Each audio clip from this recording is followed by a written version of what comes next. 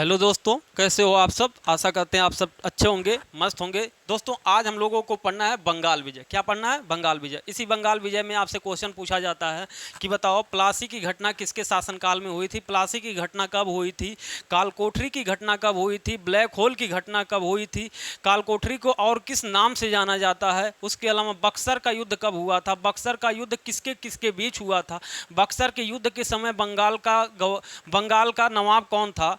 ठीक है ना। तो ये सारे क्वेश्चन आपसे पूछे जाते हैं। उसके अलावा आप बताओ कि यूरोपियन की तुलना मधुमक्खी के छत्ते से किसने किया। किसने कहा कि बंगाल से ब्रिटिश ईस्ट इंडिया कंपनी को तो निकाल देंगे लेकिन क्या होगा, समुद्र में आग लग जाएगी। ये सारे बातें कौन कौन कहा था। बंगाल का संस्थापक कौन है, बंगाल का वास्तविक संस्थापक कौन है। इस प्रकार से आपसे क्वेश्चन पूछे जाते हैं। तो हम लोग बिना देरी किए हुए बाबू शुरू करते हैं। तो सबसे पहला हम लोग देखते हैं कि बंगाल के नवाबों का क्रम। बंगाल के नवाबों के क्रम देख लेते हैं थोड़ा सा। तो सबसे पहला शासक बनता है बंगाल का, सबसे पहला शासक बनता है बाबू मुर्शिद कुली खां। क्या नाम है? मुर्शिद कुली खां। क्या है? मुर्शिद कुली खान। ठीक है, मुर्शिद कुली खान पहला शासक है, मुर्शिद कुली खान। उसके अलावा बनता है मुर्शिद कुली खान के बाद बनता है सुजाउद्दीन। सुजाउद्दीन। क्या नाम है? सुजाउद्दीन। उसके बाद अगला शासक बनता है सरफराज। उसके बाद सरफराज के बाद बनता है अगला शासक अलीवर्दी खां। अलीवर्दी खां। क्या नाम है बाबू? अलीवर्दी खां। अलीवर्दी खां या खान एक ही है, ठीक है ना। अलीवर्दी खां। अलीवर्दी खां के बाद बनता है बाबू सिराजुद्दौला। कौन बनता है? सिराजुद्दौला। सिराजुद्दौला कौन बनता है? सिराजुद्दौला।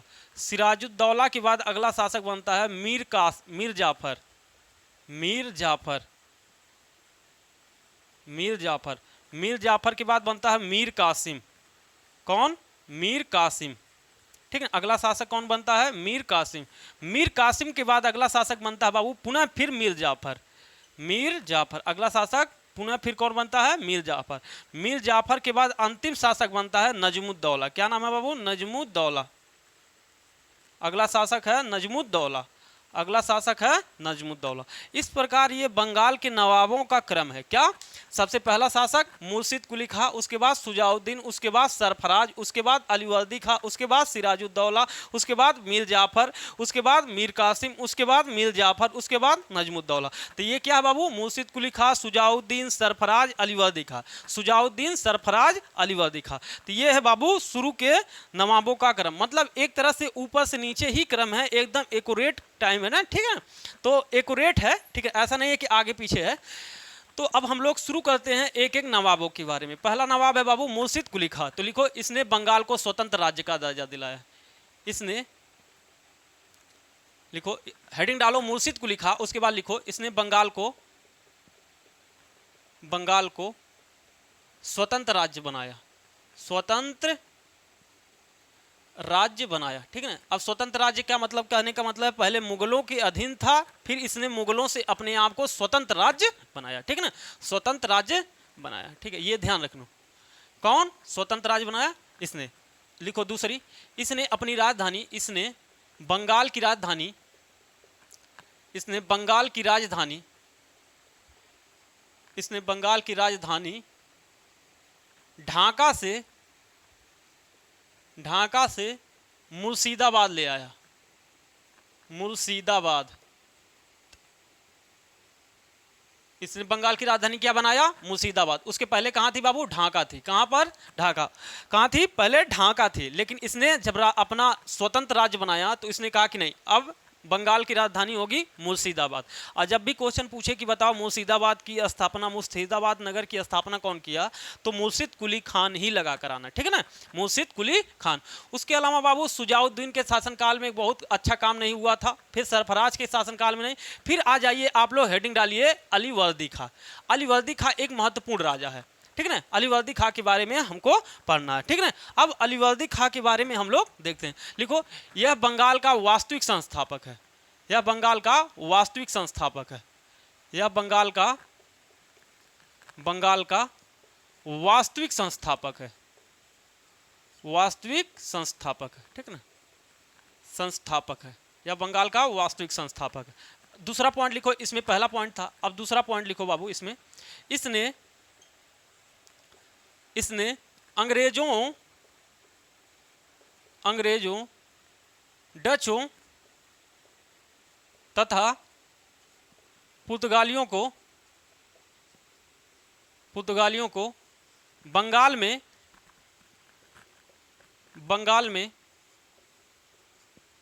में व्यापार करने की इजाज़त दी, व्यापार की इजाज़त दी, ठीक है ना, इजाज़त दिया, ठीक है, इजाज़त दिया, ठीक है। तीसरा पॉइंट लिखो बाबू इसके बारे में, तीसरा पॉइंट, इसने यूरोपियन की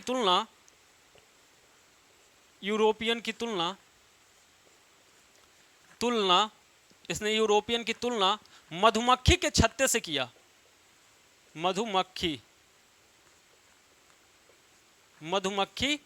के छत्ते से किया, ठीक है क्या बाबू, मधुमक्खी के छत्ते से, ठीक है ना, मधुमक्खी के छत्ते से। अभी समझा रहे हैं। चौथा पॉइंट लिख लो, इसने ब्रिटिश ईस्ट इंडिया कंपनी के संदर्भ में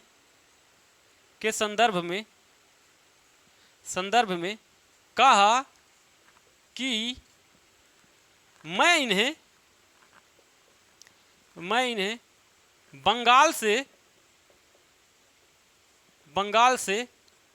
निकाल तो दूंगा,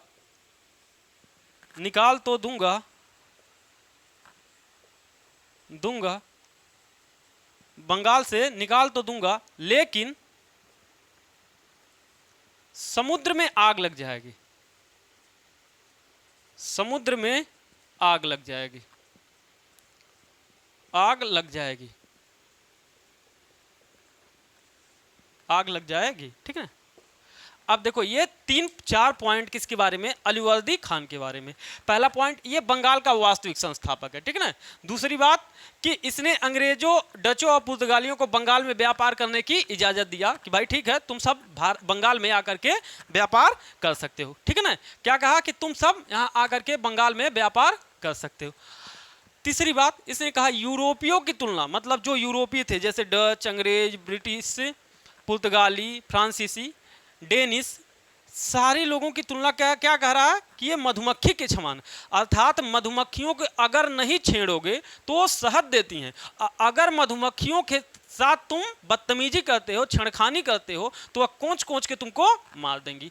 तो वही बात कह रहा है कि भाई साहब इन यूरोपियन को तुम छेड़ो मत, ठीक है ना, छेड़ो मत, नहीं तो ये तुम्हें कोंच के क्या कर देंगी, मार देंगी। तो वही बात कह रहा। चौथी बात कह रहा कि इसने ब्रिटिश ईस्ट इंडिया के संदर्भ में कहा कि ये देखो, अब ब्रिटिश ईस्ट इंडिया के संदर्भ में ऐसी बात कहना ही क्यों पड़ रहा है कि इन्हें हम बंगाल से तो निकाल देंगे लेकिन समुद्र में आग लग जाए। पहली बात तो बंगाल से निकालने की बात इसलिए कह रहा था क्योंकि ब्रिटिश ईस्ट इंडिया कंपनी क्या है, हालांकि यही नहीं बाकी कंपनियां भी, लेकिन उसमें सबसे ज़्यादा ब्रिटिश ईस्ट इंडिया कंपनी क्या करती थी, एक तो नवाब के बातों की अवहेलना करते थे। ससुरा नवाब कुछ भी कहता था, ये ब्रिटिश ईस्ट इंडिया कंपनी के अधिकारी ससुरा मनबे नहीं करते थे, व्यापारी अपने आप से करते थे। दूसरी बात, ये भारतीय व्यापारियों के साथ बदतमीजी करते थे, औने पौने दामों में जबरन खरीदने की कोशिश करते थे। उसके अलावा इन्हें मुगलों की तरफ से एक दस्तक मिला था कि इस दस्तक के सहारे आप व्यापार करना क्या, टैक्स फ्री व्यापार कर सकते हो बंगाल में।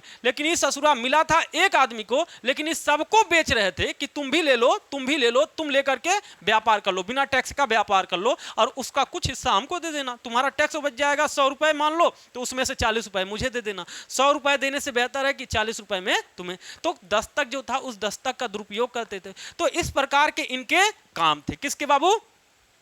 इन अंग्रेजों को। इसी के संदर्भ में कहा कि अगर मैं इन्हें बंगाल से निकाल भी दूं तो बंगाल से निकाल दूंगा तो अंग्रेज क्या करेंगे, समुद्र में आग लग जाएगी। तो निकालने का संदर्भ क्या था, ये पीछे वाला कारण।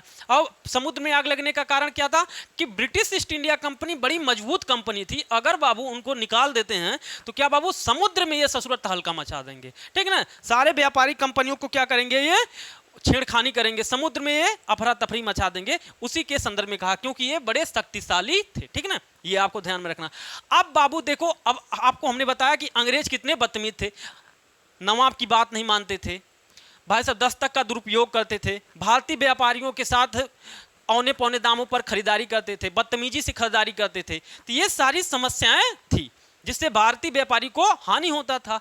भाई साहब अलीवर्दी खान तक तो भाई साहब मामला ठीक था, लेकिन अलीवर्दी खां के बाद अगला शासक कौन बनता है?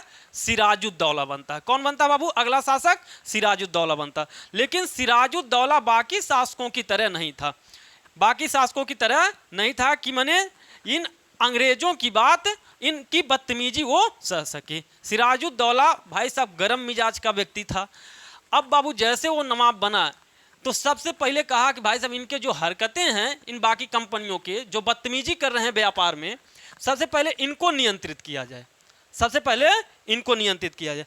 तब बाबू जब सिराजुद्दौला, अब देखो सिराजुद्दौला से कहानी बिगड़ जाती है, कहाँ की? बंगाल की। सिराजुद्दौला से कहानी बंगाल की बिगड़ती है। अब देखो जब ये शासक बनता है तो भाई साहब कहा कि दस्तक का दुरुपयोग नहीं करना है, भारतीय व्यापारियों के साथ अच्छे से व्यवहार करना है। तीसरी बात बाबू, नवाब की अवहेलना नहीं करना, नवाब अगर कुछ कह रहा है तो उसको मानना पड़ेगा। अब जाहिर सी बात है जो भाई साहब एकदम खुले सांड की तरह रहा है, अब उस पर अंकुश लगाया जाएगा तो मतभेद होगा कि नहीं होगा। अब फिर बाबू बंगाल के नवाब और अंग्रेजों के बीच भाई साहब अब मामला बिगड़ता गया, जो आगे चल के आप देखोगे कि कारण ये सब तो चल ही रहा था, एक कारण और हो गया कि सप्तवर्षीय युद्ध। कहाँ का? सप्तवर्षीय युद्ध। एक युद्ध होता है सप्तवर्षीय युद्ध, ये समझो। कहाँ हुआ बाबू? सप्तवर्षीय युद्ध हो रहा था यूरोप में। कहाँ? यूरोप में। यूरोप में सप्तवर्षीय युद्ध चल रहा था, जिसके चक्कर में अंग्रेज और फ्रांसीसी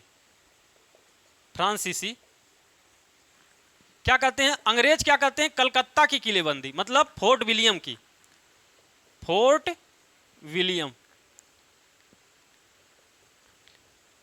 और फ्रांसीसी चंद्रनगर की क्या करने लगते हैं बाबू? जैसे कि फोर्ट विलियम है, कोई किला है, उस किले की किलाबंदी करने लगे।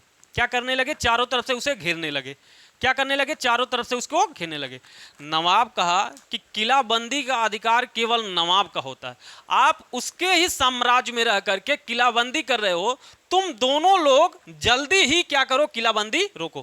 क्यों? अब ये किलाबंदी क्यों कर रहे थे? क्योंकि यूरोप में चल रहा था सप्तवर्षीय युद्ध। उस सप्तवर्षीय युद्ध में एक तरफ अंग्रेज थे, एक तरफ फ्रांसीसी थे, वहां अंग्रेज और फ्रांसीसी लड़ रहे थे आपस में। तो ससुरा ये भारत में भी आपस में लड़ने लगे, और लड़ने के चक्कर में ये क्या करने लगे? अपने अपना किलाबंदी। तो भाई साहब सिराजुद्दौला कहा कि जल्दी तुम लोग अपना किलाबंदी रोको, नहीं तो ठीक नहीं होगा। भाई साहब ये जब बात हुई तो फ्रांसीसियों ने तो किलाबंदी रोक दिया, लेकिन ससुरा अंग्रेज नहीं माने। और जब नहीं माने, जब नवाब की अवहेलना कर दिए, तो जून 1756 में, कब बाबू? जून 1756 में। कब? जून 1756 में क्या किया गया? सिराजुद्दौला ने कलकत्ता, जून 1756 में, लिखो पहला,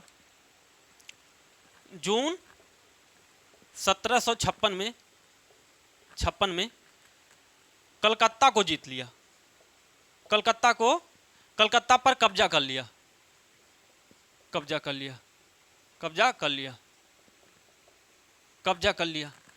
जब ये लोग किलाबंदी करने से नहीं माने तो सिराजुद्दौला अपनी सेना लेकर निकला और कलकत्ता पर जो इन लोगों का कब्जा था उसको क्या कर लिया? अपने कब्जे में ले लिया। कलकत्ता पर धावा बोलकर कलकत्ता अपने नियंत्रण में ले लिया।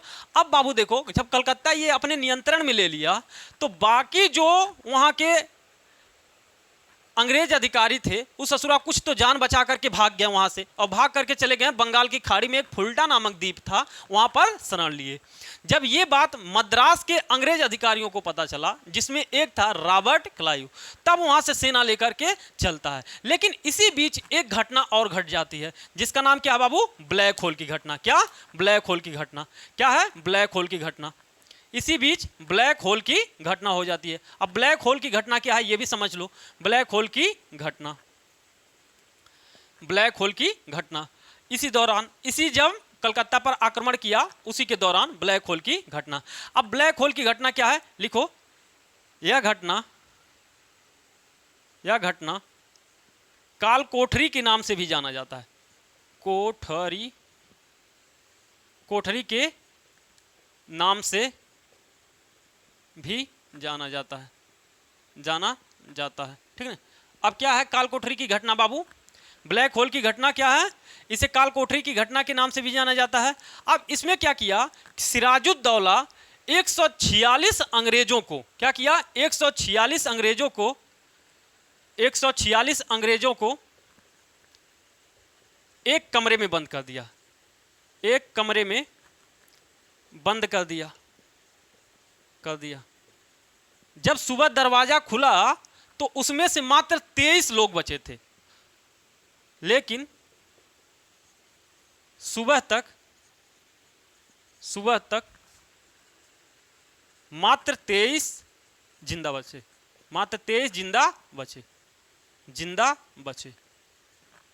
अब देखो बचे क्या बाबू, मात्र 23 जिंदा बचे। और ये घटना किसके शासनकाल में हो रही है, सब सिराजुद्दौला के शासनकाल में हो रहा।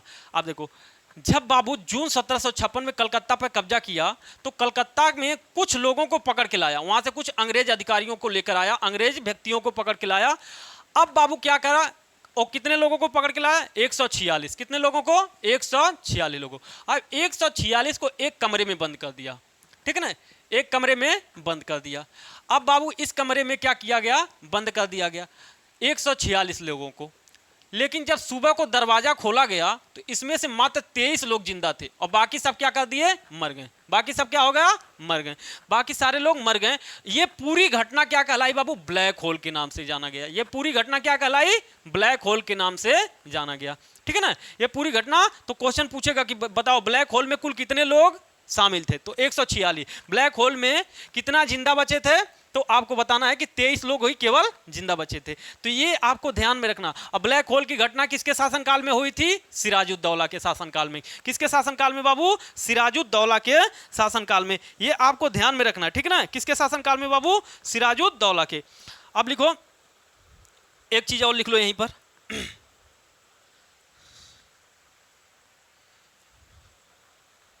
ये लिख लो, 20 जून 1756।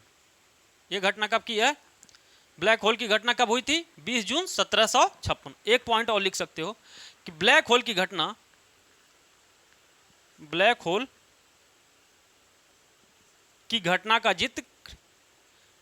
का जिक्र हालवेल नामक अंग्रेज ने किया था।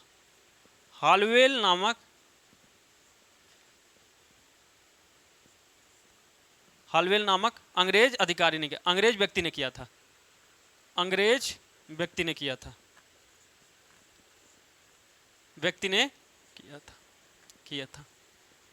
ध्यान रहे आप लोगों को कि ब्लैक होल, देखो ब्लैक होल की घटना किसके, देखो सबसे पहले ब्लैक होल की घटना किसके शासनकाल में, सिराजुद्दौला के शासनकाल में। ब्लैक होल की घटना 20 जून 1756 को हुआ था।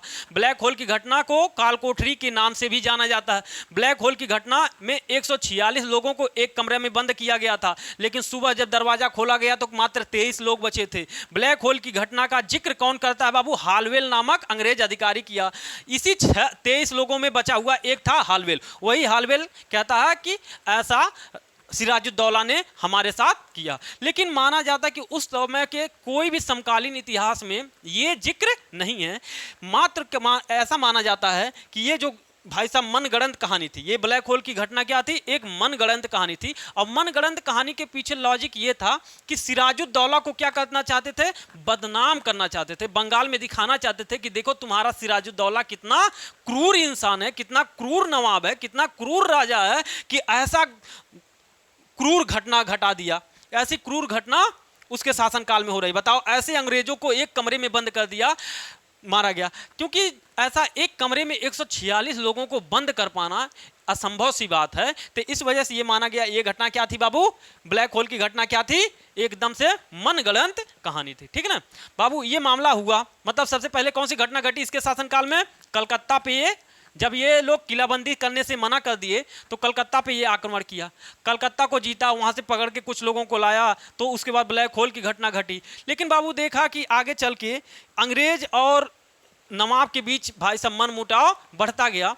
तो इस वजह से क्या करता है बाबू, सिराजुद्दौला कहता है कि अच्छा चलो यार, इतना ज़्यादा बार बार एकदम युद्धों में उलझे रहना, बार बार इनके साथ उलझे रहना कोई अच्छी बात नहीं है। इसलिए अंग्रेजों के साथ एक संधि के लिए वो तैयार हो जाता है। किस संधि के लिए? एक संधि के लिए तैयार हो जाता है। 9 फरवरी 1956। कब बाबू? 9 फरवरी 1900, सॉरी ये 56 नहीं, अब 57 हो जाएगा। 9 फरवरी 1957 को, 9 फरवरी 1957 को अलीनगर की संधि, अलीनगर की संधि हुई। सोचा सिराजुद्दौला सोचा कि अगर बार बार इनके साथ उलझे रहें, उलझने से बेहतर है कि हम दोनों के बीच क्या हो जाए, मित्रोत संबंध हो जाए, ताकि ये बार बार का दिक्कत ना रहे। अब इस 9 फरवरी 1956 में 9 फरवरी 1957 को क्या हुआ? अलीनगर की संधि हुई। अलीनगर की संधि किसके किसके बीच हुआ? तो लिखो, अंग्रेज और सिराजुद्दौला के बीच। किसके बाबू? सिराजुद्दौला के बीच हुआ। किसके किसके बीच? अंग्रेज और सिराजुद्दौला के बीच होता है, तो ये ध्यान में रखना है। और इसके तहत क्या हुआ बाबू, क्या हुआ इस अलीनगर की संधि के तहत? क्या हुआ कि अंग्रेजों के ढाले हुए, पहली बात तो ये कलकत्ता पे किसका अधिकार हो गया था? नवाब का, सिराजुद्दौला का। इस संधि के तहत क्या हुआ? कलकत्ता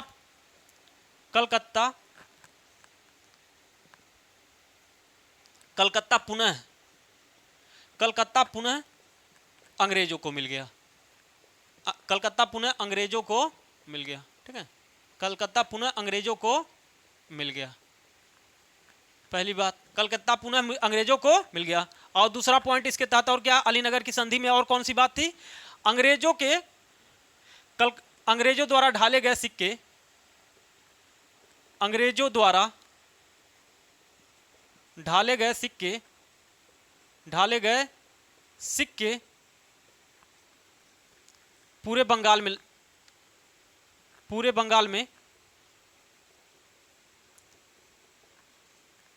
में मान्य होगा। ठीक है, मान्य होगा। समझ में आया? इस प्रकार कलकत्ता पुनः अंग्रेजों को मिल गया, अंग्रेजों द्वारा ढाले गए सिक्के बंगाल में पुनः मान्य होगा, और अंग्रेज फिर से बंगाल में व्यापार करने के लिए भाई साहब इस संधि के तहत वैध हो गए। ठीक है ना? जो क्या हुआ था कि जून 1756 में क्या कलकत्ता पर आक्रमण किया, कौन? सिराजुद्दौला, जीत लिया और अंग्रेजों को खदेड़ दिया। लेकिन आगे ब्लैक होल की घटना हुई, फिर ब्लैक होल से आगे कौन सी होती है? 9 फरवरी 1957 की घटना होती है, जिसे अलीनगर की संधि के तहत जाना जाता है, जिसमें अंग्रेज और सिराजुद्दौला थे। अंग्रेजों द्वारा ढाले गए सिक्के इसमें पूरे बंगाल में, मतलब अलीनगर की संधि के तहत 2 काम किया गया। एक, कलकत्ता पुनः अंग्रेजों को दे दिया गया। दूसरी बात, अंग्रेजों द्वारा ढाले गए सिक्के पूरे बंगाल में मान्य होंगे। तो ये अलीनगर की संधि थी। तो इस प्रकार इसके कुछ घटनाएं हुई। लेकिन बाबू अलीनगर की संधि भी हो गई, लेकिन अब भी अंग्रेज खुश नहीं हुए। भाई साहब अंग्रेजों का तो मुंह एकदम भाई साहब डायनासोर हो गया था, सुसाडाइन हो गया था। अब अंग्रेज मानने वाले नहीं थे। अब भाई साहब क्या हो, अब भाई साहब जब नहीं कुछ हुआ, जब आगे मामला इन दोनों में नहीं सलटा, तो आगे आपने देखा होगा अंग्रेजों ने सोच लिया कि अब सिराजुद्दौला को क्या करेंगे, हम लोग गद्दी से हटा के मानेंगे। क्या करेंगे? गद्दी से हटा के मानेंगे। अब गद्दी से हटाने के लिए सिराजुद्दौला भी मान गया, मतलब हटने के लिए नहीं, ये सिराजुद्दौला ये समझ गया कि अब अंग्रेजों के साथ शांति से बात करने से बात नहीं बनेगी। तब सिराजुद्दौला क्या करता है?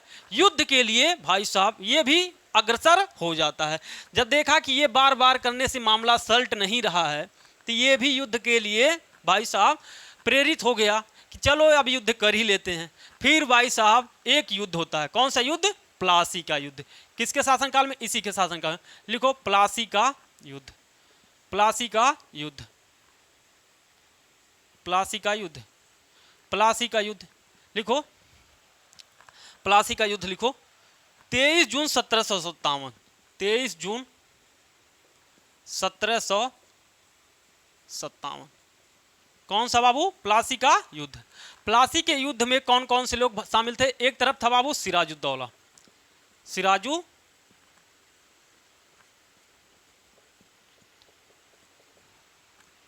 सिराजुद्दौला, और दूसरे तरफ कौन थे बाबू? अंग्रेज। कौन थे?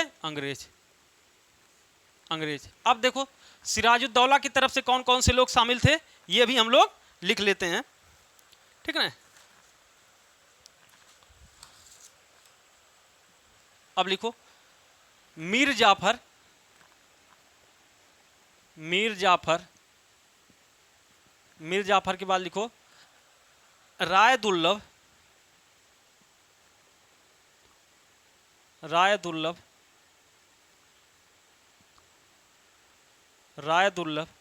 मणिक चंद,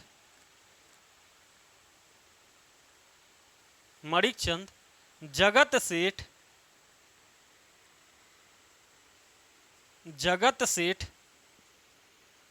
फतेह चंद, ठीक है, फतेह चंद, मीर मदान,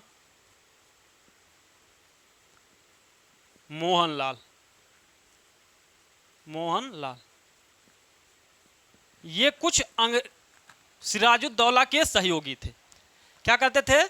सिराजुद्दौला के सहयोगी थे। कौन? मीर जाफर, राय दुर्लभ, मणिक चंद, जगत सेठ, फतेह चंद, मीर मदान, मोहनलाल। कौन कौन बाबू? अब देखो मीर जाफर क्या था बाबू? सैन्य प्रमुख था, सेनापति था। राय दुर्लभ भी क्या था?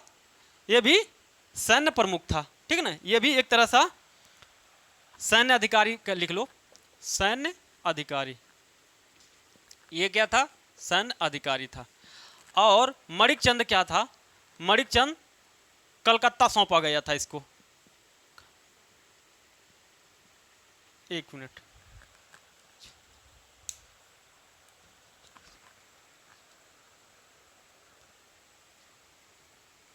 ये बंगाल के बैंक का लिख लो।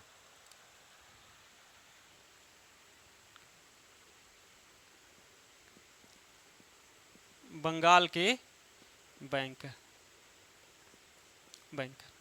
ये कुछ महत्वपूर्ण व्यक्ति थे। अब देखो क्या है, प्लासी का युद्ध हुआ। प्लासी के युद्ध में एक तरफ कौन है? सिराजुद्दौला, दूसरी तरफ कौन है? अंग्रेज है। एक तरफ सिराजुद्दौला, एक तरफ अंग्रेज। अब बाबू देखो सिराजुद्दौला की तरफ से मीर जाफर है। कौन है मीर जाफर? सेनापति, मतलब जो सेना का कमांडर है बाबू, वो कौन है? मीर जाफर है। राय दुर्लभ है, मणिक चंद है, जगत सेठ है, फतेह चंद है, मीर मदान है, मोहनलाल है। अब सारे महत्वपूर्ण व्यक्ति, सिराजुद्दौला के सारे महत्वपूर्ण व्यक्ति कौन है? एक तरह से मान के चलो ये कैबिनेट मिनिस्टर हैं, ठीक है ना। ये सारे कैबिनेट मिनिस्टर थे आज के समय में अगर होता तो। और इधर अंग्रेज। अब अंग्रेज क्या किए बाबू? एक तरफ कौन है? अंग्रेज, और दूसरी तरफ सिराजुद्दौला। अब अंग्रेजों ने क्या किया इस युद्ध में? युद्ध होने से पहले इन सारे लोगों को खरीद लिया। कुछ को घूस देकर अपने तरफ कर लिया और कुछ को लालच से। जैसे अंग्रेजों ने कहा मीर जाफर से कि हे मीर जाफर, तुम सेनापति हो, क्या तुम राजा बनना चाहोगे? इस ससुरा कहा हाँ बनना चाहते हैं। अब इसको लालच आ गया कि भाई साहब हाँ अभी तो हम सेनापति हैं, कल को राजा बन जाएंगे। तो कहा क्या करना होगा? कहा कुछ नहीं, जो प्लासी का युद्ध होने वाला है, जो हमारे और सिराजुद्दौला के बीच युद्ध होने वाला है, उस युद्ध में तुम क्या करना? पीछे हट जाना। जब युद्ध होगा तुम युद्ध में न लड़ना। कहा ठीक है। ई ससुरा जा करके अंग्रेज से मिल गया, राय दुर्लभ भी इससे जाके मिल गया, मणिक चंद भी इसको मिल गया, जगत सेठ भी इससे मिल गया, फतेह चंद भी इससे मिल गया। ये सारे ऊपर वाले भाई साहब किससे मिल गए? अंग्रेजों को। जो मिला, जिनको लालच दिया पद का, वो पद के मारे मिल गए, और कुछ को पैसा दे करके, घूस दे करके अपने पक्ष में कर लिया। अब सिराजुद्दौला सोच रहा है, प्लासी का युद्ध आमने सामने हुआ। प्लासी का युद्ध हुआ 23 जून 1757 को। दोनों की सेनाएं आमने सामने हैं। इसमें सिराजुद्दौला को लगा कि ये तो मुट्ठी भर अंग्रेज हैं, इनको हम क्या करेंगे? हरा ही देंगे। लेकिन ससुर सिराजुद्दौला को नहीं पता था कि इसमें से सारे लोग, अधिकतर लोग क्या हैं? अंग्रेजों के बिके हुए पंटर हैं, ठीक है ना। ये सब बिक गए हैं अंग्रेजों की तरफ से, कुछ घूस से और कुछ पद के लालच में। अब भाई साहब जब युद्ध शुरू हुआ, इस ससुरा कोनो सब का सब इधर से मिले हुए, कोनो लड़े ही नहीं गए। अब बाबू केवल मीर मदान और मोहनलाल बेचारा लड़े और यही ईमानदारी से लड़े और अंग्रेजों को खदेड़ भी दिया था, लड़ते लड़ते अंग्रेजों को खदेड़ भी दिया था। लेकिन ससुरा इन लोगों ने फिर चालबाजी करा और इनको बुला लिया वापस, और बुलाते समय इन्हें पीछे से इन अंग्रेजों ने मार दिया। ठीक है ना, मीर मदान और मोहनलाल लड़ते हुए मारे गए, लड़ते हुए मारे गए। ठीक है ना, मारे गए, ये आपको ध्यान में रखना। लड़े केवल कौन? दो ही लोग, मीर मदान और मोहनलाल, और बाकी सब घूस और पद के लालच में बिक गए थे। मीर जाफर किस लिए? कि भाई साहब हम अगला राजा बनेंगे, और बना भी अगला। देखो सिराजुद्दौला जब मर गया तो कौन बना? सिराजुद्दौला के बाद मीर जाफर। तो पहली बात, प्लासी का युद्ध कब हुआ? सिराजुद्दौला और अंग्रेजों के बीच 23 जून 1757 को। बाकी सबको याद रखना है कि मीर जाफर क्या था? सेनापति था, और बाकी सबको ध्यान में रखना थोड़ा बहुत। ठीक ना, केवल लड़े कौन थे? मीर मदान और मोहनलाल ही केवल लड़े थे, और बाकी सब ससुरा बिके हुए लोग थे। ठीक ना, इधर से कौन था? रॉबर्ट क्लाइव लिख लो। इधर से लड़ने वाला कौन था? Robert Clive. रॉबर्ट क्लाइव कौन था बाबू? Robert Clive. इसीलिए प्लासी के युद्ध को कहा जाता है कि ये युद्ध नहीं बल्कि क्या था बाबू? षड्यंत्र था। क्या था? युद्ध ना बल्कि क्या था? षड्यंत्र था। प्लासी का युद्ध युद्ध ना होकर के क्या था बाबू? षड्यंत्र था। तो ये बात आपको ध्यान में रखना है भाई साहब। इस युद्ध में, प्लासी के युद्ध में सिराजुद्दौला हारा और मारा जाता है, और इस प्रकार बाबू भाई साहब जो गठबंधन थी, जो गठबंधन था कि मतलब भाई साहब प्लान के अनुसार मीर जाफर अगला क्या बनेगा? नवाब। तो प्लान के अनुसार अंग्रेजों ने सिराजुद्दौला को मार करके उसके स्थान पर मीर जाफर को सेनापति बनाया। ठीक है ना, तो ये आपको ध्यान में रखना। तो अगला हम लोग देखते हैं मीर जाफर के बारे में।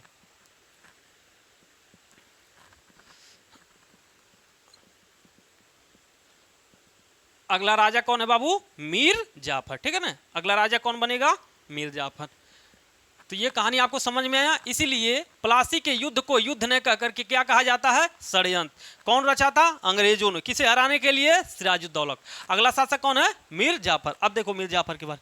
जब मीर जाफर राजा बना तो ससुरा खूब लुटाया, अंग्रेजों को खूब दिया पैसा, है मुझे राजा बना दिया। इस खुशी में कि अंग्रेजों ने हमें राजा बना दिया, इस खुशी में राजा बनने के चक्कर में खूब खुश हुआ, खूब पैसा दिया, खूब लुटाया। अंग्रेजों ने खूब लिया भाई साहब, खूब लूटा इनको। लेकिन भाई साहब जब ये बात इसको पता चला कि ससुरा ये तो हमें राजा बना करके ये तो हमें तिजोरी बना दिए हैं, चाबी खोल दिए हैं। ससुरा जब मर्जी कर रहा तब पैसा मांग रहे हैं, जब मर्जी कर रहा तब पैसा। ये पैसा देते देते देते देते भाई साहब एकदम परेशान हो गया, मीर जाफर एकदम परेशान हो गया। तो जब ये आनाकानी करने लगा, देने से मना करने लगा, अंग्रेजों को उपहार देने से मना करने लगा, इनको जो उनकी जो डिमांड थी उसे मानने से मना कर दिया, तब मीर जाफर को हटाने का सोचे कि अंग्रेज ससुरा ये तो अब काम लायक नहीं है। अंग्रेजों ने कहा कि अब काम लायक मीर जाफर नहीं है। जब देने से मना करने लगा उनको, ठीक है ना, जब पैसा देने से मना करने लगा, उनको उपहार देने से मना करने लगा, कुछ व्यापारिक छूटे देने से मना करने लगा, तो अंग्रेजों ने कहा कि अब मीर जाफर हमारे काम का नहीं है। तो मीर जाफर को हटा करके भाई साहब इसके ही दामाद को मीर कासिम को क्या कर दिया जाता है? अगला नवाब बना दिया जाता है। किसको बाबू? मीर कासिम को बना दिया जाता। अब मीर कासिम भी भैया वही बात कि ससुरा जैसे राजा बना वैसे खुश हो गया, है ससुरा राजा हमको बना दिया, हमको नवाब बना दिया। ये भी खूब पैसा लुटाने लगा, ये भी खूब पैसा लुटाने लगा। लेकिन ये लुटाने के साथ ही इसके दिमाग में खुल गया, ओ ससुरा अगर ऐसे ही लुटाते रहें तब तो मामला खराब हो जाएगा। तब इसने कहा कि आहा ऐसे काम नहीं चलेगा। तो इसने कुछ कदम उठाए, अंग्रेजों से छुटकारा पाने के लिए कुछ कदम उठाया। वो कदम क्या था? सबसे पहला कि इसने राजधानी मुर्शिदाबाद से मुंगेर ले गया। मुर्शिदाबाद से मुंगेर स्थानांतरित किया। पहला नंबर क्यों? क्योंकि मुर्शिदाबाद में, राजधानी मुर्शिदाबाद में अंग्रेजों का हब हो गया था। ससुरा घेर रखे थे पूरी राजधानी को चारों तरफ से, राजा को एकदम चाहिए चाहिए चाहिए, इस चक्कर में घेर रखे थे। अब बाबू सबसे पहले कहा कि इन ससुरन से छुटकारा पाने का सबसे आसान तरीका है कि पहले नंबर तो राजधानी बदलो, पहले यहाँ से सारा गवर्निंग काम दूर ले चलो, अंग्रेजों से दूर ले चलो। और वहाँ ले गया, और मुंगेर में ही भाई साहब कट्टा बनाने की फैक्ट्री लगाया, गन बनाने की फैक्ट्री लगाया, ठीक है ना, एक तरफ से बंदूक बनाने की फैक्ट्री लगाया। मुंगेर में ही इसने बंदूक बनाने की फैक्ट्री लगाया, बंदूक बनाने की फैक्ट्री लगाया, फैक्ट्री लगाया, ठीक है ना। जब ये बात अंग्रेजों को पता चल गई कि ससुरा हमसे दूर चला गया, मुंगेर ले गया राजधानी, इसलिए ताकि हम बच सके, और दूसरा जब मुंगेर में इसने बंदूक बनाने की फैक्ट्री लगाया, तब अंग्रेजों को और ज्यादा समझ में आया। तब उन लोगों एकदम भाई स्वभाव तरीके, ये तो ससुरा हमारा बनाया राजा, हमारा ही उंगली पर नाचने वाले, हमारे उंगली पर नाचने वाला मीर कासिम आज ससुरा देखो बंदूक बना रहा है। क्यों बंदूक बना रहा है? कहीं ऐसा तो नहीं कल को हम ही को खदेड़ देगा? तो अब ससुरा अंग्रेजों ने कहा कि अब इसको भी हटाना पड़ेगा गद्दी से, ये भी हमारे खिलाफ है। तब अंग्रेजों ने षड्यंत्र रचना शुरू किया किसको? मीर कासिम को हटाने के लिए। तब बाबू मीर कासिम और अंग्रेजों में छोट मोट पहले तो भिड़ंत हुआ, जिसमें मीर कासिम क्या हुआ? हार गया। अब हार गया तो ससुरा यह जान बचाने के लिए क्या हुआ? भाग गया। कहां भाग गया? अभी बताते हैं। भाग गया यहां से, मतलब बंगाल से भाग गया। और जब बंगाल से भाग गया तो अगला शासक फिर किसको बना दिए? इसके फिर से जो पहला मीर जाफर था, तो फिर इसके जगह पे कौन को, किसको बैठा दिए? मीर जाफर को, ठीक है ना। मीर कासिम को खदेड़ दिया तो फिर कौन बैठा दिया? किसको? मीर जाफर को। अब यहां तक समझ में आ गया होगा। अब देखो बाबू, अब देखो एक चीज ध्यान से, अगला शासक कौन बन गया मीर जाफर के बाद? मीर कासिम। अगला शासक कौन बना बाबू? मीर जाफर के बाद, मीर जाफर के बाद मीर कासिम। मीर कासिम को जब इन लोगों ने खदेड़ दिया तो अगला शासक कौन बना? मीर जाफर। अब मीर जाफर के शासनकाल में एक युद्ध होगा। कौन बाबू? एक युद्ध होगा, उसका नाम है मीर जाफर के ध्यान रहे, उसका नाम है बक्सर का युद्ध। बक्सर का युद्ध, बक्सर का युद्ध, बक्सर का युद्ध। बक्सर का युद्ध कब हुआ? 22 अक्टूबर 1764 में, ठीक ना। 22 अक्टूबर 1764 को एक युद्ध होता है जिसका नाम बक्सर का युद्ध। अब बक्सर का युद्ध में दो सेना थी, एक तरफ संयुक्त सेना थी, एक तरफ संयुक्त सेना, संयुक्त सेना थी इसके शासनकाल में। किसके शासनकाल में बक्सर का युद्ध हुआ? मीर जाफर के शासनकाल में। पूछेगा कि बक्सर के युद्ध के समय बंगाल का नवाब कौन था? मीर जाफर, ठीक है ना। उसके अलावा संयुक्त सेना के अलावा इधर रहा अंग्रेज, अंग्रेज, ठीक ना, ठीक ना, अंग्रेज। अब देखो संयुक्त सेना में कौन कौन से थे शामिल। अब देखो संयुक्त सेना में थे मुगल बादशाह, मुगल बादशाह शाह आलम द्वितीय, शाह आलम द्वितीय, शाह आलम द्वितीय। अवध का नवाब, अवध का नवाब, अवध का नाम सुजाउद्दौला, सुजाउद्दौला। क्या नाम था? सुजाउद्दौला। अब बंगाल का भगौड़ा नवाब जो अभी यहां से भाग कर गया था, कौन? मीर कासिमवा ससुरा जो हारा था अंग्रेजों से और भाग के चला गया था, कहां? अवध चला गया था। और अवध में ही मुगल बादशाह शाह आलम द्वितीय और सुजाउद्दौला से जाके मिला और कहा कि ऐसी ऐसी बात है, अंग्रेजों ने हमें खदेड़ दिया, मुगल बंगाल में भाई साहब कठपुतली सरकार बना दिया है, जिसको चाह रहे हैं उसको बना दे रहे हैं, अगर कुछ रोका नहीं गया तो कल को तुम सबको भी खत्म कर देंगे। तो जब ये बात बादशाह मुगल आलम शाह आलम को पता चला और अवध का नवाब सुजाउद्दौला को बताया गया, तो तीनों ने सोचा कि अगर हम तीनों लोग मिल करके उन पर आक्रमण करते हैं तो हम जीत जाएंगे। तो इन तीनों ने सोचा कि क्यों ना तीनों लोग मिल करके लड़ा जाए। तो इन तीनों ने मिल करके क्या किया बाबू? अंग्रेजों को हराने की कोशिश किया। एक तरफ कौन है? बंगाल का, बंगाल का भगौड़ा नवाब, भगौड़ा नवाब कौन बाबू? कौन भागा था? मीर कासिम, मीर कासिम, कासिम। और अंग्रेजों की तरफ से कौन लड़ रहा था? Hector Munro. कौन? Hector Munro. कौन लड़ रहा था बाबू? हेक्टर मुनरो लड़ रहा था। अब ये ध्यान रखना है कि एक तरफ से कौन लड़ रहा है बाबू? Hector Munro. और दूसरी तरफ से कौन लड़ रहा है? एक तरफ से कौन लड़ रहा है बाबू? हेक्टर मुनरो और दूसरी तरफ से संयुक्त सेना। और संयुक्त सेना में भी कौन कौन से लोग हैं ये आपको ध्यान में रखना है, ठीक है ना। संयुक्त सेना में कौन कौन से लोग हैं, अवध का नवाब है, उसके अलावा बाबू कौन है, अवध के नवाब कौन, और उसके अलावा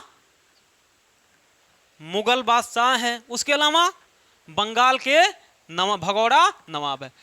अब जब भगौड़ा नवाब है, अब आपसे पूछे पहला क्वेश्चन कि बक्सर के युद्ध के समय बंगाल का नवाब कौन था, मीर जाफर। और संयुक्त सेना और अंग्रेज सेना, अंग्रेजों की तरफ से बक्सर के युद्ध में कौन साथ दे रहा था, हेक्टर मुनरो। और संयुक्त सेना में कौन था, मुगल बादशाह थे शाह आलम द्वितीय, अवध का नवाब शुजाउद्दौला थे, बंगाल का भगौड़ा नवाब मीर कासिम थे। अब बाबू जब युद्ध हुआ तो इस युद्ध में बाबू संयुक्त सेना क्या हो गई, पराजित हो जाती है। संयुक्त सेना पराजित हो जाती है, पराजित हो गई, और हेक्टर मुनरो या अंग्रेजों की सेना क्या हो गई, विजयी हुई। अंग्रेजों की सेना क्या हुई बाबू, विजयी हुई। तो ये आपको ध्यान में रखना, ठीक है ना। अंग्रेजों की सेना विजयी और संयुक्त सेना क्या हो गई, हार गई। अब बाबू देखो, जब इस युद्ध में अंग्रेज जीत गए तो अब देखो ये वही समय है जब अंग्रेज एक व्यापारी से पूर्ण रूप से भारत में एक राजनीतिक शक्ति बन जाएंगे। कैसे, भारत का मुगल बादशाह शाह आलम द्वितीय हारा, अवध का नवाब शुजाउद्दौला हारा, बंगाल का भगौड़ा नवाब मीर कासिम हारा। इतने बड़े बड़े राजा को हरा रहे हैं कौन, अंग्रेज। अब बाबू जाहिर सी बात है, अब अंग्रेज क्या करेंगे भाई साहब, बहुत ज़्यादा रियायत प्राप्त करेंगे। इसके बाद अंग्रेजों की भाई साहब भारत में एकदम हाहाकार मच गया। कैसा हाहाकार बाबू, पूरे भारत में ये बात खबर पहुंच गई, पूरे बंगाल में ये बात पहुंच गई कि ससुरा अंग्रेजों ने मुगल बादशाह को हरा दिया, अंग्रेजों ने मुगल बादशाह को हरा दिया। जब ये बात पूरे बंगाल में पहुंची, सनसनी खबर बन गई कि अंग्रेजों ने मुगलों को हरा दिया, तो जाहिर सी बात है भाई साहब, अगर अंग्रेज कमजोर शक्ति भी होते हैं तब वो क्या होते हैं, मजबूत दृश्य के रूप में दिखाई देने लगे पूरे बंगाल में। तो ये आपको ध्यान में रखना है। अब बाबू जाहिर सी बात है कि जब भी युद्ध होता है और जब कोई हारता है तो क्या होता है, संधि होती है। तो बताओ अंग्रेजों और संयुक्त सेना के बीच क्या होगा बाबू, संधि होगी। तो लिखो, हमारे पास यहाँ नीचे जगह नहीं है, यहाँ पर इसी के नीचे लिखो संधि। इस युद्ध के बाद हुआ संधि, लिखो इस युद्ध के बाद कौन सी संधि होगी, इलाहाबाद की संधि हुई। इलाहाबाद लिखो।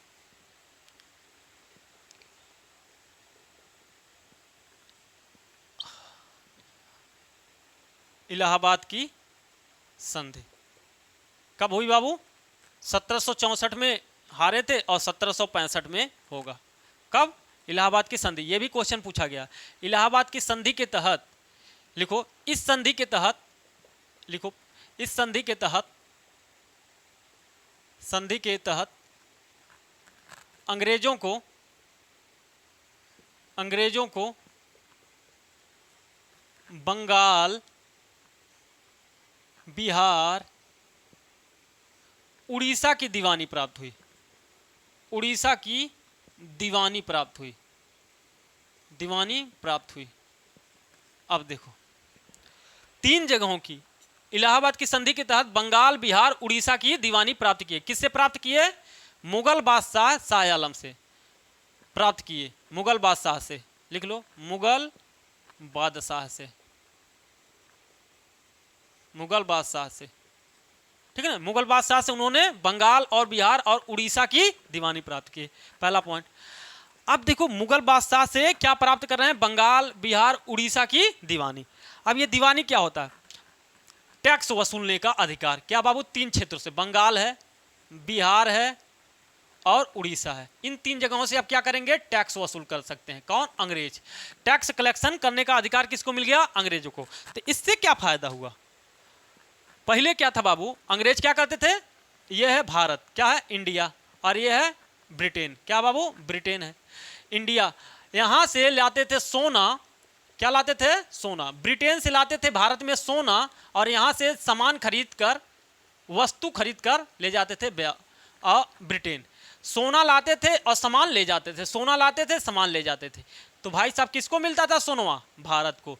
अब सोचो बंगाल, बिहार, उड़ीसा से क्या मिलेगा? अब टैक्स वसूलने का अधिकार, टैक्स यानी पैसा। अब क्या करेंगे? पैसा वसूलेंगे भारत से, और भारत से सामान खरीद करके ब्रिटेन भेज देंगे। भारत से वसूलेंगे पैसा और ब्रिटेन। तो बताओ इसमें भारत को लाभ हुआ कहीं से? हमारा ही पैसा हमसे ही खरीद कर ब्रिटेन में भेज दे रहे हैं, हमारा पैसा हमसे खरीद कर ब्रिटेन में भेज दे रहे हैं, तो हमको कुछ लाभ हुआ नहीं। तो यहीं से भारत का जो सोने की चिड़िया कहलाती थी, वहीं से अब सोने की चिड़िया का गायब होना शुरू हो जाता है। समझ में आया? अब भारत की सोने की चिड़िया नहीं, बल्कि अब सोना जो है हमारे पास वो गायब होना शुरू। सोने की चिड़िया मतलब भाई साहब तरक्की की बात होती है, ठीक है ना? जो हमारा तरक्की भारत था, वो तरक्की भारत अब, ठीक है ना, कमजोर होता दिखाई देगा, ठीक है ना? एक तरह से आप डेवलपमेंट नहीं, एक तरह से जो हमको लाभ था, व्यापारिक लाभ था, वह व्यापारिक घाटा में तब्दील होना शुरू हो जाएगा, ठीक है ना? तो ये इलाहाबाद की संधि के तहत उनको बंगाल, बिहार, उड़ीसा में और दीवानी प्राप्त किए। अब बंगाल, इलाहाबाद की संधि किसके किसके मध्य होती है ये भी लिख लो। इलाहाबाद की संधि मुगल बादशाह, ऐसे करके लिखो, यहाँ जगह है। इलाहाबाद की संधि किसके किसके बीच होती है बाबू? मुगल बादशाह मुगल बादशाह शाह आलम द्वितीय, और दूसरी तरफ कौन था बाबू? रॉबर्ट क्लाइव था। अंग्रेजों की तरफ से कौन था? Robert Clive. क्या नाम था बाबू? Robert Clive. कौन था बाबू? रॉबर्ट क्लाइव, ठीक है ना? इलाहाबाद की संधि किसके किसके बीच हुआ था? शाह आलम द्वितीय के बीच हुआ था और रॉबर्ट क्लाइव के बीच में। एक तरफ मुगल बादशाह थे, एक तरफ रॉबर्ट क्लाइव थे। शाह आलम द्वितीय कौन थे? मुगल बादशाह थे, यहीं लिख लो, सामने यहीं लिख लो। ये मुगल बादशाह थे, ये मुगल बादशाह थे, और ये क्या थे? अंग्रेज, ठीक है ना? अंग्रेजों की तरफ से कौन था? रॉबर्ट क्लाइव, और मुगल बादशाह की तरफ से शाह आलम द्वितीय। ये आपको ध्यान में रखना है। अब देखो, हारा तो अवध भी है। क्या हारा? अवध है। अवध को अंग्रेजों ने कहा, अवध के साथ ज्यादा कुछ नहीं किया, अवध को बफर स्टेट बना दिया। बफर स्टेट क्या बनाया? अवध को बफर स्टेट का दर्जा दे दिया। क्या बाबू? अब बफर स्टेट क्या है? अब थोड़ी देर के लिए आप समझो। देखो, बफर स्टेट का मतलब क्या है? एक तरफ अंग्रेज हैं, एक तरफ अंग्रेज है, और यह क्या है? अवध है। इधर अंग्रेज हैं, इधर अवध है, ठीक है ना? और इधर इनके दुश्मन मान लो हैं। तो अंग्रेजों ने सोचा कि जो इधर से कोई आक्रमण होगा तो सबसे पहले आक्रमण कौन झेलेगा? अवध झेलेगा, अवध झेलेगा। अंग्रेज कहते थे कि हम यहां से, जैसे कोई आएगा आक्रमण करने वाला, हम यहां से निकल के अवध में ही उसको रोक लेंगे और अपने क्षेत्र में आने से रोक लेंगे, तो उनके क्षेत्र में हानि नहीं होगा। अब जो हानि होगा किसका होगा? अवध का होगा। तो उन लोगों का विचार ये था कि इसलिए उन लोगों ने इस संधि के तहत क्या बनाया? अवध को बफर स्टेट का दर्जा दे दिया। तो अवध के साथ उन लोगों ने जो संधि किया, वो संधि था अवध को बफर स्टेट का दर्जा देना, ठीक है ना? तो इस प्रकार आपने देखा कि बाबू शाह आलम द्वितीय और रॉबर्ट क्लाइव के बीच ये संधि होती है। अब बाबू मीर जाफर को क्या किया गया? अब मीर जाफर के साथ अगला, मीर जाफर के, हालांकि देखो अब भारत के मुगल बादशाह को हरा रहे हैं, तो बंगाल को जब हरा दिया, अब बंगाल उनके कब्जे में आ गया, तो बंगाल में उन लोगों ने अपने आप को राजा क्यों नहीं घोषित किया?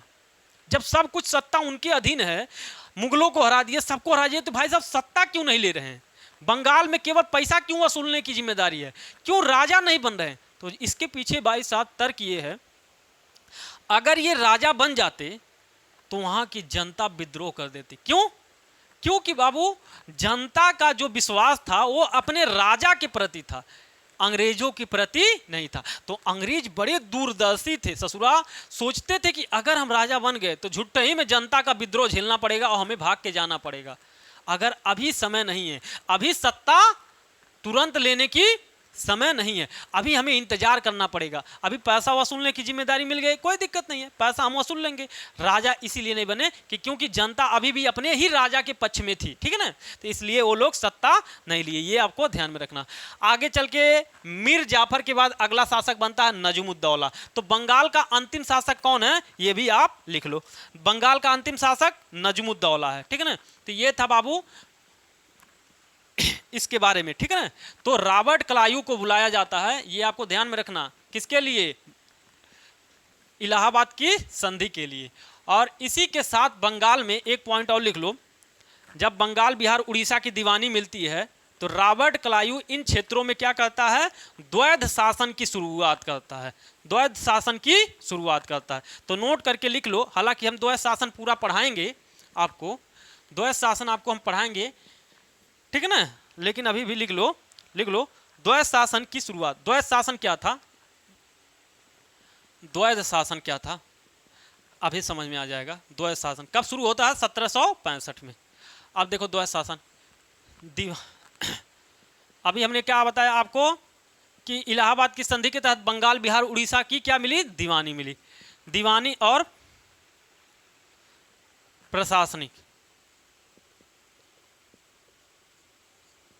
देखो मान लो कोई एक क्षेत्र है, बंगाल है, अब बंगाल में भाई साहब टैक्स वसूलोगे, टैक्स अगर वसूलते हो तो यहाँ पर प्रशासन भी तो आपका काम होता है। बताओ, राजा केवल टैक्स वसूलता है कि वहाँ पर लॉ एंड ऑर्डर भी देखता है, वहाँ पे कानून व्यवस्था भी देखता है, कानून भी बनाता है, सब करता है कि नहीं देखता? कृषि के लिए कानून बनाता है भाई साहब, सिंचाई के लिए कानून, नहरें बनवाना, ठीक है ना, इस प्रकार के रोड बनाना, सड़कें, जला उसके अलावा तालाब खुदवाना, ये सब काम कौन करता है भाई साहब? उसके अलावा चोरी ना हो समाज क्षेत्र में, उस क्षेत्र में, वो सब काम कौन देखता है? लॉ एंड ऑर्डर देखता है भाई साहब, मारपीट दंगा फसाद ना हो, ये सब कौन देखता है? प्रशासन के अंतर्गत होता है। तो सरकार अगर टैक्स वसूलती है, अर्थात राजा अगर टैक्स वसूलता है तो उसके साथ प्रशासन भी करता है। लेकिन बाबू द्वैध शासन का मतलब क्या था कि द्वैध शासन के तहत अंग्रेजों को क्या मिल गया था? दीवानी मिल गया था। दीवानी अर्थात टैक्स वसूलने का अधिकार। क्या मिल गया था? टैक्स वसूलने का अधिकार मिल गया था। लेकिन प्रशासन करने की जिम्मेदारी अभी भी किसको है? राजा का था। आप बताओ, बिना पैसा का प्रशासन कर पाओगे? अब सरकार टैक्स ना, मान लो कि मोदी जी टैक्स ना वसूलें और सिर्फ कहें कि भाई साहब आपको देश चलाना है, तो बिना टैक्स का देश चलाया जा सकता है? नहीं। तो इस मामले में इसी व्यवस्था को कहा गया क्या? द्वैध शासन कहा गया। क्या कहा गया बाबू? द्वैध शासन। अर्थात दीवानी मामले अंग्रेजों को मिल गया। किसको मिल गया? अंग्रेजों को मिल गया। अब भाई साहब प्रशासन का काम कौन देखेगा? राजा देखेगा। प्रशासन का काम उस क्षेत्र के राजा देखेगा। और इस कारण बाबू साहब बिना पैसा का प्रशासन नहीं होता। इस वजह से भाई साहब, हालांकि आगे चल के 1772 में वारेन हेस्टिंग इसको बंद कर देता है, लेकिन फिर भी भाई साहब द्वैध शासन का इतना खतरनाक रूह सामने आया कि आपको आगे देखना ही है। क्यों? क्योंकि आप जाहिर सी बात है देखोगे कि टैक्स वसूलने से ही मतलब है, आप प्रशासन का काम नहीं करोगे। इससे आगे चल के इसके कारण आप देखो, आप बताओ, नहरें नहीं खुदवाओगे, तालाब नहीं बनवाओगे, सिंचाई की व्यवस्था नहीं करोगे, कृषि के लिए यंत्र नहीं उपलब्ध कराओगे, तो इससे क्या हो गया? उत्पादन तो घटेगा ना। भाई साहब टैक्स वसूल के चले जा रहे हो, इन अंग्रेजों को मतलब है नहीं है कि भाई साहब उत्पादन हुआ कि नहीं हुआ, होगा तो भी ठीक है, नहीं होगा तो भी ठीक है, इनको केवल किससे मतलब है? टैक्स से। तो भाई साहब अगर मान लो आपदा का समय है और भाई साहब मान लो कि उत्पादन कम हुआ, अब उत्पादन कम हुआ तो इनको मतलब नहीं था, इनको तो टैक्स से मतलब था, उत्पादन चाहे कम हो चाहे ज़्यादा हो, अब ये वसूल लिए, लेकिन बेचारे गरीबों को खाने के लिए दिक्कत हो गई। तो ऐसी बड़े विपरीत परिस्थितियां पैदा हो गया था द्वैध शासन से। तो आगे चल के ये भी हमें देखना है, ठीक है ना। तो ये आपको ध्यान में रखना। अब लिखो नजमुद्दौला। नजमुद्दौला लिखो, नजमुद्दौला। यह बंगाल का अंतिम नवाब था। नजमुद्दौला यह बंगाल का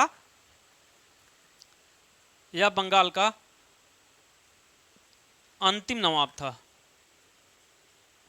अंतिम नवाब था, ठीक है ना। यह बंगाल का अंतिम नवाब था। तो ये आपको ध्यान में रखना है, ठीक है ना। यह बंगाल का अंतिम नवाब था।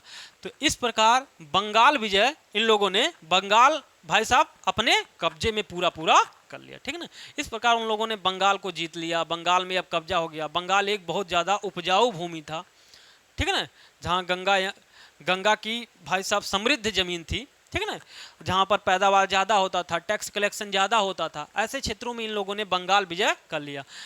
अब यहाँ से टैक्स स्रोत उनको मिल गया। अब यहीं का पैसा लेकर के यहीं से व्यापार करेंगे और अपने देश में बेच देंगे, और इस प्रकार धन का यहाँ से बहिर्गमन होना शुरू हो जाएगा, ठीक है ना। तो आज बंगाल विजय। अगला हम लोग देखेंगे कर्नाटक कह रहे हैं, मैसूर देखेंगे, टीपू सुल्तान, हैदर अली को देखेंगे, फिर पंजाब देखेंगे, मराठा देखेंगे, एक एक करके हम लोग विजय करें। उसके अलावा सहायक संधि प्रणाली देखेंगे, डलहौजी का हड़प नीति देखेंगे, किस प्रकार उन लोगों ने पूरे भारत को अपने साम्राज्य में मिलाया। ठीक है ना, तो ये था आज का, इतना ही रखते हैं, फिर आगे मिलते हैं। ठीक है दोस्त।